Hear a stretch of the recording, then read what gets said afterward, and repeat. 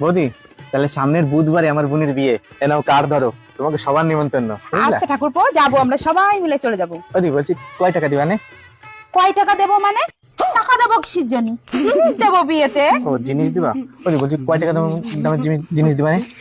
আরে ভাই, গরিব গরিব মানুষ, ওই ধরো 200 থেকে 300 টাকার জিনিস দেবো। 200 থেকে 200-300 লিখে রাখলাম। আসি বৌদি। এই শোনো শোনো ঠাকুরপো, কি হলো? তুমি খাতায় লিখলে কেন? আর বৌদি বলো না, এখন লোকজন কি করে জানো?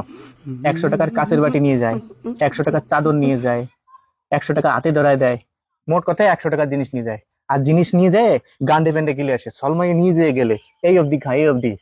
তাই এবার আমরা ঠিক করেছি, যে যেরকম উপহার দেবে, গিফট দেবে, তার সেরকম খাতি দেবো। এই ধরো, যেরকম তুমি 300 টাকার জিনিস দিবা, হ্যাঁ। তাহলে তুমি কি পাবা?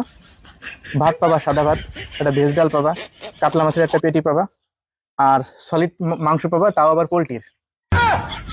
আর লাস্টে তোমার দই মিষ্টিও দেবে না, আর তোমার ওই আইসক্রিমও দেবে না। ওই খেয়ে তোমার বাড়ি চলে আসতে হবে।